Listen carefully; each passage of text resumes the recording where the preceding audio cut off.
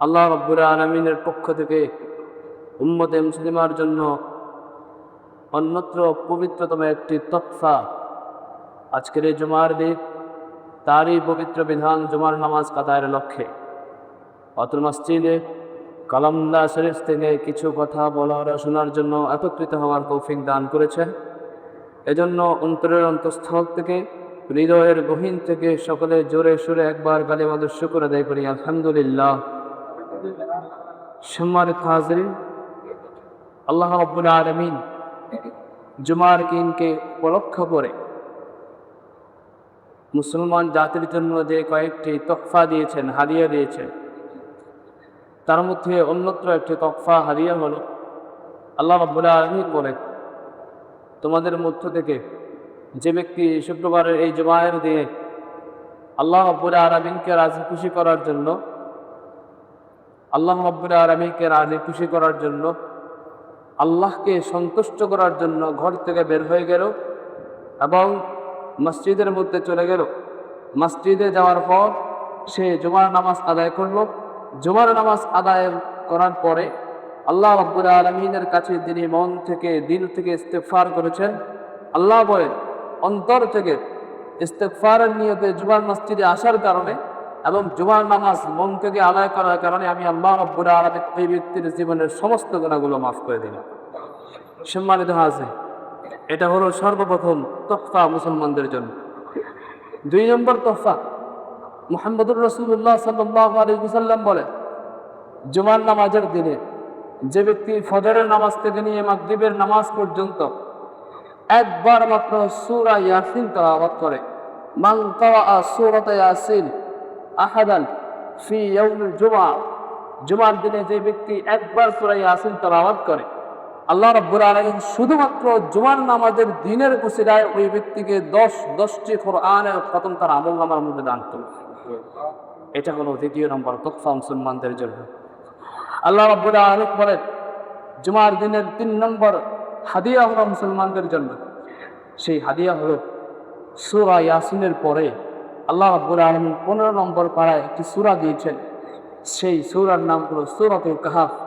এই সূরা কাহফ যদি কোনো ব্যক্তি শুক্রবারের দিনে ফজরের পর থেকে মাগরিব পর্যন্ত পড়ে, রাব্বুল আলামিনের হাবিব প্যারা মুহাম্মদুর রাসূলুল্লাহ সাল্লাল্লাহু আলাইহি ওয়াসাল্লাম বলেন, একবার মাত্র সূরা কাহফ তেলাওয়াত করার কারণে ওই শুক্রবার থেকে পরের শুক্রবার পর্যন্ত মোট 7 দিনের তার সব কিছুর দায়িত্ব আমি আল্লাহ রাব্বুল আলামিন নিজ হাতে নিয়ে নিতাম। তাহলে আল্লাহর কাছে যে ব্যক্তির দায়িত্ব চলে যায়, আল্লাহর কাছে যে ব্যক্তির সব কিছু চলে যায়, সে ব্যক্তির রাস্তাঘাটে অ্যাক্সিডেন্ট হওয়ার মতো আর কোনো ভয় থাকে না, তার অসুস্থ হওয়ার মতো আর কোনো ভয় থাকে না। পৃথিবীর সমস্ত বালা মুসিবত তাকে দিকে পলায়ন করে শুধুমাত্র একটা জিনিসের কারণে, সেই জিনিসের নাম হলো সূরাতুল কাহফ। জোরে বলেন না সুবহানাল্লাহ।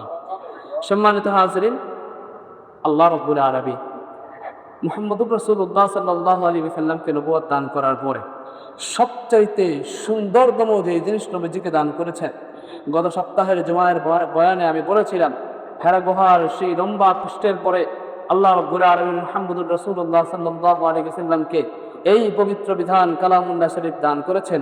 আল্লাহ বলেন, নবীজিকে এই কোরআনুল কারীম দেওয়ার পূর্বে আমি আল্লাহ রাব্বুল আলামিন আসমানকে প্রশ্ন করেছি, ইন্না আরাজনাল আমানাতা আলাস সামাওয়াতি ওয়াল আরদ।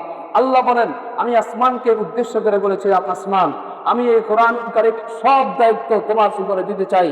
আসমান বলল, রব্বুল আলামিন, আমার কাছে এত শক্তি নাই যে আপনার কালামুল্লাহ শরীফকে নিজের উপরে আমি বহন করব। আল্লাহ বলেন, আসমানের অস্বীকৃতির পরে এই কোরআনুল কারীমকে আমি দেওয়ার চেষ্টা করেছি জমিনকে। আল্লাহ বলেন, ইন্না আরাজনাল আমানাতা আলাস সামাওয়াতি ওয়াল আরদ। আল্লাহ বলেন, জমিন তোমার উপরে আমি এই কোরআনুল কারীমকে ন্যস্ত করতে চাই। জমিন বলেন, রব্বুল আলামিন, এতটা শক্তি আপনি আমাকে দেন নাই যে আমি আপনার কালামুল্লাহ শরীফকে নিজের মধ্যে বহন করব। আল্লাহ রব্বুল আলামিন বলেন, এরপরে আমি আসমানকে আরজ করলাম, জমিনকে আরজ করলাম, সমুদ্রকে বললাম, তোমার কাছে আমি আমার কালামুল্লাহ শরীফকে ন্যস্ত করতে চাই। সমুদ্র রব্বুল আলামিন, তোমার রব্বুল আলামিন এত ওজনওয়ালা জিনিস যদি আপনি আমার উপরে দেন, সমুদ্র নামের কোনো জিনিস আমার মধ্যে থাকবে না, কোনো পানি আমি গ্রহণ করতে পারবো না। আল্লাহ বলেন, সমুদ্র যখন আমার কাছে অস্বীকৃতি জানালো, আমি রব্বুল আলামিন বললাম, এই কুরআনুল কারীমকে আমি পাহাড় উপরে ন্যস্ত করতে চাই। পাহাড়কে বলার পরে পাহাড় বলে, রব্বুল আলামিন, হাল ইয়াস্তাউয়ানি সারা লা ইয়াস্তাউই আসহাবুন নারি আসহাবুল জান্নাহ, আসহাবুল জান্নাতি হুমুল ফাইজুন। পাহাড় বলে, লাউ আনজালনা হাযাল কুরআন আলা জাবাল লা রাআইতাহু খাশিআন মুতাসাদ্দিআ। পাহাড় বলে, রব্বুল আলামিন, আপনার এই কালামুল্লাহ শরীফ যদি আপনি আমার উপরে নাযিল করেন, আমি পাহাড় তো নিমিষের মধ্যেই দুনিয়ার জমিনের সঙ্গে মিশে ধ্বংস হয়ে যাব। সম্মানিত হাজির, তাহলে একবার চিন্তা করে দেখেন সেই কুরআনুল কারীম কতটা দামি। আসমান পর্যন্ত বলেছে রব্বুল আলামিন, আমার শক্তি নাই, জমিন মানা করে দিয়েছে, আমার শক্তি নাই, সব কিছু মানা করে দেওয়ার পরে আল্লাহ রব্বুল আলামিন বলেন, সেই কোরআনকে আমি মানব জাতিকে পছন্দ করে মানুষের উপরে কুরআনুল কারীমকে নাজিল করেছি। শুধুমাত্র কুরআনুল কারীমকে গ্রহণ করার কারণে সৃষ্টিকুলের মধ্যে সর্বশ্রেষ্ঠ জাতি বলে মানুষকে আমি ঘোষণা করে দিয়েছি। সম্মানিত হাজরিন, সেই আশরাফুল মাখলুকাত, সেই সম্মানিত জাতি, সেই সম্মানিত সৃষ্টি বললাম আমরা, যেই সৃষ্টির কারণে আল্লাহ রাব্বুল আলামিন আমাদেরকে আশরাফুল মাখলুকাত বলে ঘোষণা করেছে। সম্মানিত হাজরিন, মুহাম্মদুর রাসূলুল্লাহ সাল্লাল্লাহু আলাইহি ওয়াসাল্লামকে কুরআনুল কারীম দেওয়ার পরে নবী মুহাম্মদুর রাসূলুল্লাহ যখন বললেন, সব মক্কার কাফেরদেরকে ডাক দিয়ে তিনি যখন বললেন, আল্লাহ রাব্বুল আলামিন আমাকে আরশে আজিম থেকে আমানত দিয়েছেন, কুরআনুল কারীম দিয়েছেন, সেটার প্রতি তোমাদেরকে পরিপূর্ণভাবে আশ্বাস এবং বিশ্বাস স্থাপন করতে হবে। সবগুলো কাফেররা একত্রে বলেছিল, আমরা আপনার সবগুলো বিষয়কে মানতে প্রস্তুত, ওয়ালাকিন্না আইদুনা মিন্নি, আমাদের পক্ষ থেকে আপনার কাছে আরজ হলো, সব কিছু মানতে প্রস্তুত হলেও আল্লাহ প্রদত্ত কোরআনের পরে আমরা সারা পরিমাণ বিশ্বাস করতে পারব। নবীজির এই দাওয়াত যখন ছড়িয়ে গেল, আল্লাহ রাব্বুল আলামিন মুহাম্মদুর রাসূলুল্লাহকে বললেন, নবীজি, আপনি গোপনে গোপনে মুসলমানদের কাছে যান, তাদেরকে সঙ্গে নিয়ে আপনি দাওয়াতের কাজ শুরু করেন। আল্লাহর হাবিব মুহাম্মদুর রাসূলুল্লাহ সাল্লাল্লাহু আলাইহি ওয়াসাল্লাম গোপনে গোপনে কাজ করা শুরু করলেন। আস্তে আস্তে আস্তে আস্তে মানুষগুলো মুসলমান হতে আরম্ভ করলেন। 3 মাস যাওয়ার পর রব্বুল আলামিন বললেন, আর আপনার কাছে গোপনে কাজ করার কোনো অপশন নাই, প্রকাশ্যে কাফেরদের কাছে যান, আল্লাহর কোরআন তাদের সামনে খুলে দেখান, এই কোরআনের মধ্যে যারা পরিমাণ করে ভুল নাই। আল্লাহ রাব্বুল আলামিন সর্বপ্রথম বলেছেন, আলিফ লাম মিম যালিকাল কিতাবু লা রাইবা ফি, কোরআনুল কারীম তোমাদেরকে দিয়েছি সাধারণ ভাবে দেয় নাই, এটা হলো এমন কোরআন লা রাইবা ফিহি, যে কোরআনের মধ্যে আল্লাহ রাব্বুল আলামিন সর্ব পরিমাণ ভুল কখনো দেখেন। এজন্য মানুষের কাছে দেওয়ার পরে মক্কার কাফের যাদের কাছে নবী সাল্লাল্লাহু আলাইহি ওয়াসাল্লাম গিয়েছেন, সকলে বিনা বাক্যে শুধু কোরআনুল কারীমের সৌন্দর্য দেখে, লেখাগুলো দেখে, তাদের মাধুর্যতা দেখে তারা সকলে একসঙ্গে বলেছিল, লা ইলাহা ইল্লাল্লাহ মুহাম্মাদুর রাসূলুল্লাহ। নবী মুহাম্মদুর রাসূলুল্লাহ সাল্লাল্লাহু আলাইহি ওয়াসাল্লাম যখন ধারাবাহিকভাবে কাফেরদেরকে দাওয়াত দিয়ে ইসলামের গণ্ডির মধ্যে নিয়ে আসছিলেন, হঠাৎ করে ইহুদি বিশ্বের মধ্যে একটা খবর ছড়িয়ে পড়ল। ইহুদিরা বলল, মক্কার সেই জমিনের মধ্যে এমন একজন ব্যক্তি আসলো, তার কথা শোনা মাত্রই সবগুলো মানুষ ইসলাম ধর্ম গ্রহণ করছে, আমাদের বিষয়টাকে একটু যাচাই বাছাই করে দেখা উচিত।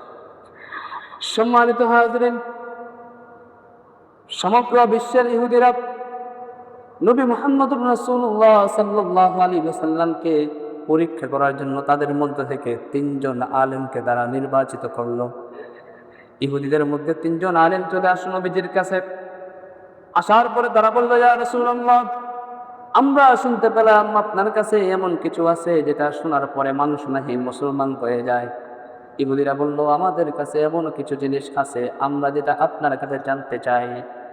ইহুদিরা 3 জন আলেমকে নিযুক্ত করলো যে মুহাম্মদের কাছে যাও আর মুহাম্মদকে প্রশ্ন করো, যেই প্রশ্নের পরে আমরা বুঝতে পারবো যে মুহাম্মদ কি আসলেও একজন প্রকৃতপক্ষে একজন নবী, নাকি সে মিথ্যা ভণ্ড প্রতারক। তাকে আমরা পরীক্ষা করার জন্য আমরা চাই আমাদের ইহুদি আলেমদের পক্ষ থেকে 3 জন আলেম মুহাম্মদের কাছে যাওয়া। সব ইহুদি বিশ্বের সবগুলো মানুষ মিলে 3 জন ইহুদি আলেম রাহিবকে, তাদের পরিভাষায় তারা আলেম বলে না, তারা তাদের গুণ্যমান্য যে সমস্ত ওলামাগণ আছে তিনাদের পরিভাষায় তারা বলে রাহিব। এই ইহুদি 3 জন রাহিবকে পাঠালেন তারা মুহাম্মদুর রাসূলুল্লাহর কাছে। তারা যখন আসলেন, তারা মুহাম্মদুর রাসূলুল্লাহর কাছে আসলেন আর বললেন, আমরা আপনাকে আমাদের ইহুদি দাওয়াত থেকে 3টা প্রশ্ন করব। এই তিনটা প্রশ্নের উত্তর যদি আপনি দিতে পারেন, আমাদের সমগ্র ইহুদি বিশ্ব মেনে নেবে আপনি আল্লাহ রাব্বুল আলামিনের পক্ষ থেকে প্রেরিত একজন রাসূল। সম্মানিত হাজির, নবীজির কাছে যখন তিনজন ইহুদি আলেম মিলে এই আওয়াজ করলেন, মুহাম্মদুর রাসূলুল্লাহ সাল্লাল্লাহু আলাইহি ওয়াসাল্লাম বললেন, তোমাদের পক্ষ থেকে ৩,০০০ প্রশ্ন যদি আমার কাছে আসে, সবগুলো প্রশ্নের উত্তর দেওয়ার জন্য আমি প্রস্তুত। বিনিময়ে আমি তোমাদের কাছে একটা জিনিস চাই, তোমাদের পিছনের ধর্ম ফেলে তোমাদের সকলকে মুসলমান হতে হবে। সম্মানিত হাজির, ইহুদিদের মধ্যে তিনজন রাহেব বললেন, আমরা ৩,০০০ প্রশ্নের কোনো প্রয়োজন নাই। পৃথিবীর কোনো রাহেব ছাড়া আর কোনো মানুষ এই ৩ প্রশ্নের উত্তর জানে না। যদি আপনি প্রকৃতপক্ষে আল্লাহর পক্ষ থেকে প্রেরিত একজন রাসূল হয়ে থাকেন, তাহলে আপনার দ্বারাই এই প্রশ্নগুলো দেওয়ার উত্তরগুলো দেওয়া সম্ভব হলে আমরা আপনার কাছে তিনটা প্রশ্ন করতে চাই। আল্লাহর নবী মুহাম্মদুর রাসূলুল্লাহ সাল্লাল্লাহু আলাইহি ওয়াসাল্লাম বলেন, কোথায় তোমাদের প্রশ্ন, সেই প্রশ্নগুলো আমাকে করো, যাতে করে তোমাদের উত্তরগুলো দিয়ে তোমাদের কাছ থেকে আমি ইসলামের আশা করতে পারি। ইহুদি আলেমরা এক বাক্যে বলল, আপনার কাছে প্রথম প্রশ্ন হলো ওয়াসআলুনাকা আন আসহাবিল কাহফ। তাদের পক্ষ থেকে ১ নম্বর প্রশ্ন হলো, মান হুমুর রাজুল আল্লাযীনা ইয়ারজিউনা মিন বাইতিহি ইলা বাইতিল্লাহ। ইহুদিরা বলল, ওই সমস্ত ব্যক্তিরা কারা যারা নিজের ঘর থেকে বের হয়ে চলে গেছে, দ্বিতীয়বার ঘরে আবার ফিরে আসে নাই। ১ নম্বর প্রশ্ন, মান হুমুর রাজুল, ওই সমস্ত ব্যক্তিরা কারা, আল্লাযীনা ইয়ারজিউনা মিন বাইতিহিম, যারা তাদের ঘর থেকে বের হয়ে গিয়েছে, ওয়ালা ইয়ারজিউনা ইলা বাইতি, এবং তারা দ্বিতীয়বার তাদের ঘরে ফিরে আসে নাই, এমন ব্যক্তিরা কারা। ১ নম্বর প্রশ্ন। ২ নম্বর প্রশ্ন করল, ইহুদি তার আলেমদের মধ্যে সবচেয়ে জ্ঞানী যিনি ছিলেন, তিনি বললেন, ওয়া মুহাম্মদ মান হুমুর রাজুল আল্লাযী ইসমুহু যুলকারনাইন। ওই ব্যক্তিকে যার নাম আল্লাহ রাব্বুল আলামিন যুলকারনাইন বলে নামকরণ করেছেন। জুল আরবি শব্দের অর্থ জুল মানে ওয়ালা, কারনুন শব্দের অর্থ হলো সিং, কারনাইন মানে ২ সিং। যুলকারনাইন ২ সিং ওয়ালা সেই ব্যক্তিকে আল্লাহ রাব্বুল আলামিন যিনাকে যুলকারনাইন বলে নামকরণ করেছেন। এটা হলো ২য় নম্বর প্রশ্ন। ৩ নম্বর প্রশ্ন, ওয়াসআলুনাকা আনির রূহ। তিনাদের মধ্যে একজন ইহুদি বলেন তো রূহ জিনিসটা কি, এই রূহ জিনিসটা কোত্থেকে আসছে এবং তার কাজ কি, করণীয় কি। রূহ বলতে আমাদের আত্মা আমরা বুঝি যে রূহ মানে আমাদের দেহের যে আত্মা, সেটা নয়। রূহ দ্বারা কোরআন কারীমের মধ্যে আল্লাহ রাব্বুল আলামিন ভিন্ন কোনো উদ্দেশ্য নিয়েছেন। তাহলে ইহুদি আলেমদের পক্ষ থেকে ৩টা প্রশ্ন করা হলো নবী মুহাম্মদুর রাসূলুল্লাহ। ১ নম্বর প্রশ্ন হলো, ওই সমস্ত ব্যক্তিরা তারা যারা নিজের ঘর থেকে বের হয়ে গিয়েছেন, দ্বিতীয়বার ঘরে আবার ফিরে আসে নাই, ওই ব্যক্তিকে যিনাকে আল্লাহ রাব্বুল আলামিন যুলকারনাইন বলে নামকরণ করেছেন, যিনাকে আল্লাহ রাব্বুল আলামিন 2টা শিং দিয়েছেন। ৩ নম্বর হলো, রূহ সম্পর্কে আপনার ধারণা কি। মুহাম্মদুর রাসূলুল্লাহ সাল্লাল্লাহু আলাইহি ওয়াসাল্লাম সমস্ত জিন্দেগির মধ্যে একদিনের জন্য তিনি কোনো স্কুলে দেন নাই, একদিনের জন্য তিনি কোনো শিক্ষকের কাছে পড়েন নাই। তিনার শিক্ষক হলেন স্বয়ং মহান রব্বুল আলামিন। এই কারণেই তো আমাদের নবীজিকে বলা হয় ওয়া নাবিয়্যুল উম্মিয়্যিন। আমাদের নবী হলো একজন এমন ব্যক্তি যিনি শিক্ষিত, তবে কখনো কোনো পাঠশালায় পড়েনি। আল্লাহ রাব্বুল আলামিন বলেন, পৃথিবীর সব শিক্ষক থেকে আমি আল্লাহ রাব্বুল আলামিন আপনাকে আলাদা করে রেখেছি। শিক্ষক মানে হলো যিনি ছাত্রর থেকে সম্মান বোধ করেন। দুনিয়ার কোনো মানুষকে যদি আমি আপনার শিক্ষক বানাইতাম, তাহলে সেই ব্যক্তি তো আপনার তুলনায় বেশি সম্মানিত হইত। আল্লাহ বলেন, পৃথিবীর সবগুলো মানুষের তুলনায় আমি আল্লাহ রাব্বুল আলামিন আপনার সম্মান বাড়িয়ে দিয়েছি। যদি কোনো ব্যক্তি আপনার শিক্ষক হতো, তাহলে তো তিনি আপনার চাইতে বেশি সম্মানিত। এজন্য আল্লাহ বলেন, আমি স্বয়ং রব্বুল আলামিন আপনাকে নিজ হাতে, নিজ প্রদানে, নিজ পাঠ্যদানে আমি আপনাকে শিক্ষিত করেছি। মুহাম্মদুর রাসূলুল্লাহ বলেন, তিনটা প্রশ্নের উত্তর যখন আমার কাছে আসলো, আমি তো জীবনে কোনো পাঠশালায় যাই নাই, আমি তো কোনো ব্যক্তির কাছে শিখি নাই, আমার শিক্ষক তো হলেন স্বয়ং মহান রব্বুল আলামিন। এজন্য নবীজি বলেছেন, ঠিক আছে ইহুদি ভাইয়েরা, তোমরা আগামীকালকে সকালে আইসো, আমি তোমাদের উত্তর দিব। আবার বোঝার চেষ্টা করে, নবীজি বলেছেন তোমরা আগামীকালকে সকালে আসবা, আমি তোমাদের 3 প্রশ্নের উত্তর দেব। এই কথা বলার পরে ইহুদি আলেমরা কোনো প্রকারের কথা না বলে সেখান থেকে চলে গেলেন। আল্লাহর হাবিব মুহাম্মদুর রাসূলুল্লাহ সাল্লাল্লাহু আলাইহি ওয়াসাল্লাম তিনি মনে মনে তো ধারণা ছিলেন রাতের বেলায় জিব্রাইল আসবে, আমাদের 3 প্রশ্নের উত্তর দেবে। তিনি তো সেই আশায় বসেছিলেন। সারা রাত চলে গেল, ফজর নামাজের আজান হয়ে গেল, দুর্ভাগ্যবশত জিব্রাইল আলাইহিস সালাম আসমান থেকে এখনো পর্যন্ত আসে। মুহাম্মদুর রাসূলুল্লাহ সাল্লাল্লাহু আলাইহি ওয়াসাল্লাম ফজরের নামাজের পরে চুপ করে বসে আছেন। রাতের বেলায় জিব্রাইল আসে নাই। 3 প্রশ্নের উত্তর এখনো পর্যন্ত জানা যায় নাই। ফজরের নামাজের পরে সব সাহাবায়ে কেরাম যখন বসে আছেন, 3 জন ইহুদি রাগের সামনে চলে আসলো এবং প্রশ্ন করলো, মুহাম্মদুর রাসূলুল্লাহ আপনাকে কালকে যে 3টা প্রশ্ন করেছে সেগুলোর উত্তর দিয়ে দেন। ইহুদিরা বলল, কালকে আপনাকে যে 3টা প্রশ্ন করলাম সেই 3টা প্রশ্নের উত্তর দেন। এখন আমার নবী, আপনার নবী, দো জাহানের সরদার মুহাম্মদুর রাসূলুল্লাহ সাল্লাল্লাহু আলাইহি ওয়াসাল্লাম, যিনি আল্লাহর তরফ থেকে একটি বাক্য আসা ছাড়া একটা শব্দ যে নবী মুহাম্মদ বলেন নাই, সেই মুহাম্মদুর রাসূলুল্লাহর কাছে কোনো উত্তর নাই। কেন? রাতের বেলায় জিব্রাইল আলাইহিস সালাতু ওয়াস সালাম যদি আসতেন, নবীজির কাছে সংবাদ দিতেন, তাহলে তো আমার নবী, আপনার নবী পারতেন। তিনি শুধুমাত্র বলেছিলেন, কালকে আসবে সকালে, আমি তোমাদেরকে কৃত প্রশ্নের উত্তরগুলো দেব। সারা রাত করে যাওয়ার পরে যখন জিব্রাইল আলাইহিস সালাতু ওয়াস সালাম আসেন নাই, নবীজি মুখটা বন্ধ করে বসে আছেন। সাকাতা সুকুতান ওয়া আলাইহি সুকুত, একবার মুখটাকে বন্ধ করে বসে আছেন। ইহুদিরা আসলো, প্রশ্ন করলো, বারবার জিজ্ঞাসা করলো। যখন দেখলেন নবীজি চুপ করে বসে আছেন, আস্তে মাথাটা নিচু করে মসজিদে নববী থেকে তারা বের হয়ে চলে গেল। মসজিদে নববী থেকে চলে যাওয়ার পরে একজন ইহুদি রাহেব বললেন, সম্ভবত নবীজি মুহাম্মদুর রাসূলুল্লাহ তিনি মনে হয় অসুস্থ, যার কারণে তিনি আমাদেরকে কোনো উত্তর দেন নাই। তবে তিনার কোরআনুল কারীমের আয়াতগুলো দেখলে আমাদের বিশ্বাস হয় এটা ওনার নিজের পক্ষ থেকে বানানো কোনো কালাম নয়, এটা স্বয়ং রব্বুল আলামিনের পক্ষ থেকে নাজিলকৃত কোরআন। তাদের অন্তরে এই বিশ্বাস থাকার কারণে তারা বলল, আমরা আরেকটু অপেক্ষা করি। আবার জোহরের সময় আসলো, নবীজি মুহাম্মদুর রাসূলুল্লাহ বন্ধ হয়ে আসমান থেকে ওহির কোনো খবর নাই। সপ্তাহ চলে গেল, দিনকে দিন অতিবাহিত হলো। আল্লাহ রাব্বুল আলামিনের পক্ষ থেকে এখনো পর্যন্ত কোনো ওহির কোনো সংবাদ নাই। মুহাম্মদুর রাসূলুল্লাহ চুপ করে বসে আছেন, দিনের পর দিন কোনো খাবার নাই। অন্তরের মধ্যে ব্যথা নিয়ে তিনি মসজিদের মধ্যে পড়ে আছেন। 1 সপ্তাহ যাওয়ার পরে ইহুদি আলেমরা সমগ্র বিশ্বের কাছে তারা চিঠি লিখলো, এই মুহাম্মাদুন কাজ্জাব, মদিনার মধ্যে অবস্থিত এই মুহাম্মদ হলো সরাসরি একজন মিথ্যুক নবী। সম্মানিত হাজরিন, মুহাম্মদুর রাসূলুল্লাহ সাল্লাল্লাহু আলাইহি ওয়াসাল্লামের কাছে যখন খবর আসলো নবীজিকে বলা হলো, আপনার নামে প্রপাগান্ডা ছড়ানো হচ্ছে, আপনি নাকি মিথ্যুক নবী, সমগ্র আরবের মানুষগুলো আপনাকে মিথ্যা অপবাদ দিয়ে মিথ্যুক নবী বলে ঘুরে বেড়ায়। যেই সমস্ত সাহাবায়ে কেরামগণ মসজিদে উপস্থিত ছিলেন, তিনাদের অন্তরের মধ্যেও সামান্য পরিমাণ সন্দেহ চলে এসেছিল যে আমাদের নবী যদি আসলেই সত্য নবী হতো, 3 প্রশ্নের উত্তর কেন দিতে পারে নাই। যে সাহাবায়ে কেরামগণ মসজিদে উপস্থিত ছিলেন, যারা মাত্র নতুন ঈমান নিয়ে আসছেন, ওনারাও যখন দেখলো কালকের কথা বলে 1 সপ্তাহ চলে গেল, এখনো পর্যন্ত আমাদের নবীজি একটা উত্তর দিতে পারেন নাই, সাহাবাদের অন্তরেও সামান্য পরিমাণ সন্দেহ আসা শুরু হলো, আসলেই কি তিনি একজন সত্য নবী কিনা। 2 সপ্তাহ চলে গেল।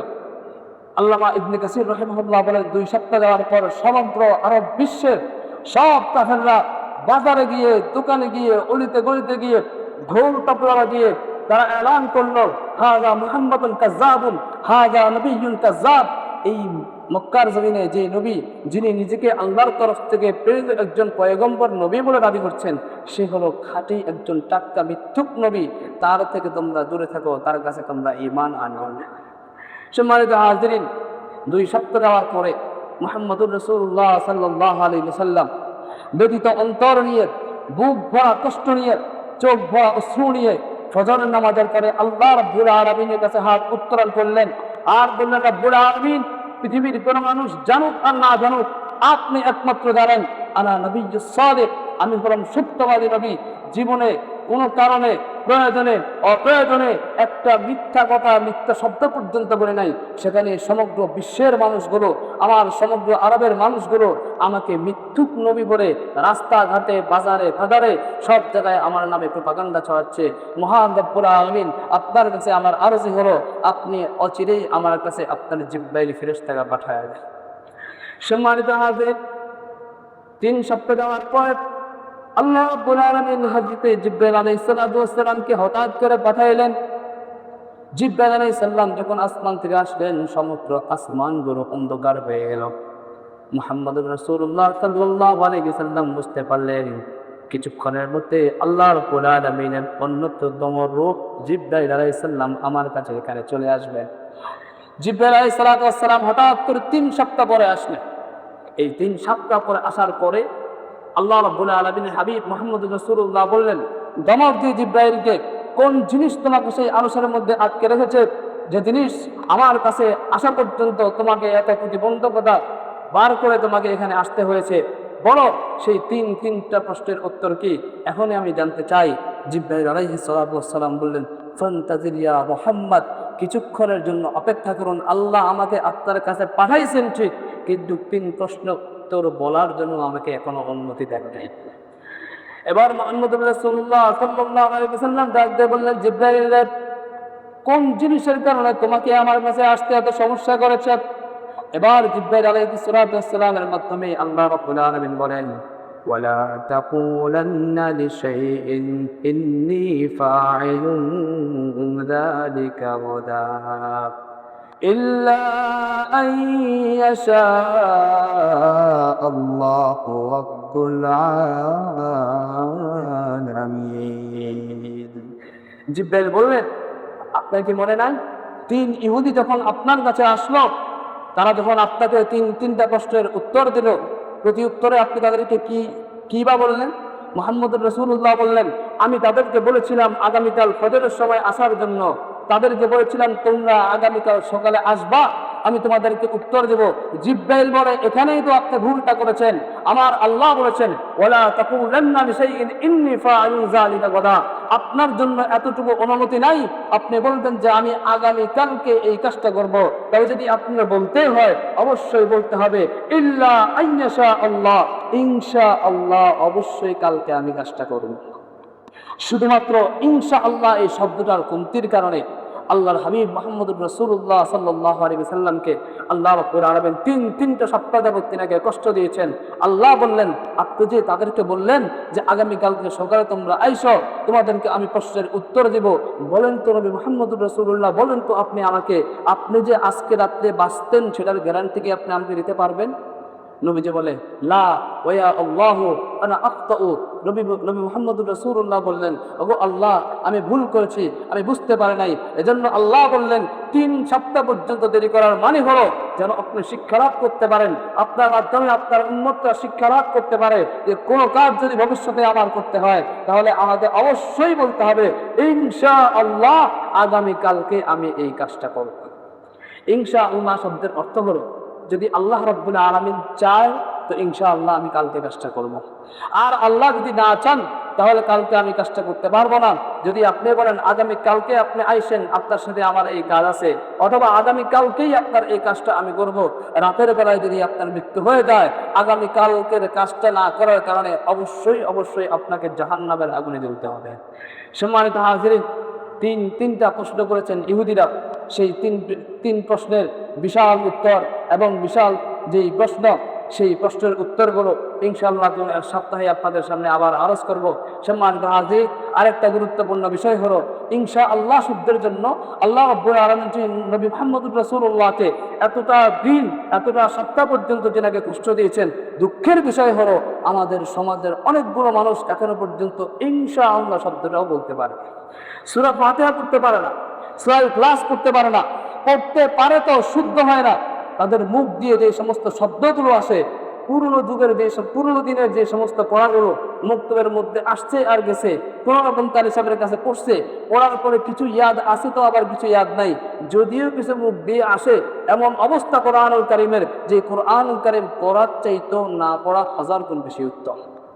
ইনশাআল্লাহ শব্দ, সেটাকে কত প্রকারের মানুষ নিজের মন থেকে বলে আলহামদুলিল্লাহ রাব্বিল আলামিন, এর জায়গায় হা বলে, অথচ হা বলার মাধ্যমে অর্থ আর থাকে না। আর রহমানির রহিম, এর মাধ্যমে আরেকটা হা বলে। রহমান শব্দের অর্থ হলো আল্লাহ আপনি বলেন একমাত্র দয়ালু, আর রহমান শব্দের অর্থ হলো আপনি হচ্ছেন একমাত্র কর্মঠ। তাহলে বলেন তো, আপনি যদি আল্লাহকে বলেন আর রহমান রহিম, আর রহমান আল্লাহকে যদি আপনি দয়ালু থেকে, দয়াবান থেকে যদি আপনি আল্লাহকে কর্মঠ বানায় দেন, সেই নামাজ তো আপনার কোশ্চিন কালেও হবে না। যেই নামাজের মধ্যে কুল হুয়াল্লাহ এর জায়গায় আপনি কুল বলেছেন, কফ এর জায়গায় কাফ বলেছেন, যেই জায়গায় আপনি বলা থেকে খাওয়ার মধ্যে নিয়ে আসছেন, কুল শব্দের অর্থ হলো নবীজি আপনি বলেন, কুল শব্দের অর্থ নবী আপনি খান, কাফ ইয়া লাম অথবা কফ লাম কুল অথবা কুল। বলেন তো কফ এর জায়গায় কান করার মাধ্যমে কোনো মানুষের নামাজ হবে? আল্লাহ নবী মুহাম্মদুর রাসূলুল্লাহ সাল্লাল্লাহু আলাইহি ওয়াসাল্লাম বলেছেন, মিন সিহহাতিস সালাতি আউয়াল শু ওয়া সিহহাতুত তিলাওয়া। নবী সাল্লাল্লাহু আলাইহি ওয়াসাল্লাম বলেন, তেলাওয়াত শুদ্ধ হওয়ার মাধ্যমে তোমাদের নামাজগুলো শুদ্ধ হবে। যার নামাজের মধ্যে গলত আছে, যার নামাজের মধ্যে তেলাওয়াত ঠিক নাই, ওই ব্যক্তির নামাজ পড়া হবে ঠিক, কিন্তু রব্বুল আলামিনের কাছে সেই ব্যক্তির নামাজ কখনো কবুল হবে না। এজন্য স্কুল কলেজে পড়া ভালো, তবে কোরআনুল কারীমকে বাদ দিয়ে কিন্ডার গার্ডেনে ভর্তি হওয়া, নিজের সন্তানগুলো এখনো পর্যন্ত আযান দিতে পারে না, তাদের মুখ থেকে এখনো পর্যন্ত কালিমা শব্দটা বের হয় না, আশহাদু আল্লা ইলাহা ইল্লাল্লাহ শব্দটা তাদের মুখ থেকে বের হয় না, তাদেরকে আপনি স্কুল কলেজের মধ্যে দিলেন। এই ব্যক্তি কোনোদিনও কোরআনুল কারীম না পড়ার কারণে, না জানার কারণে, পড়তে না পারার কারণে মৃত্যু পর্যন্ত সে কখনো কোরআনুল কারীমের মধ্যে হাতও লাগাবে। এর জন্য সম্পূর্ণ দায় আপনাকে বহন করতে হবে। এজন্য আপনাদের সন্তানগুলিকে স্কুল কলেজে দেওয়ার পূর্বে ধর্মীয় শিক্ষারা কমাস কম কোরআনুল কারীমকে অবশ্যই শিক্ষা প্রদান করতে হবে। সম্মানিত হাজরিন, আল্লাহ রাব্বুল আলামিন আমাদেরকে আমল করার তৌফিক দান করুন। আমার তৌফিক ইল্লা বিল্লাহ। আসসালামু আলাইকুম ওয়া রাহমাতুল্লাহ।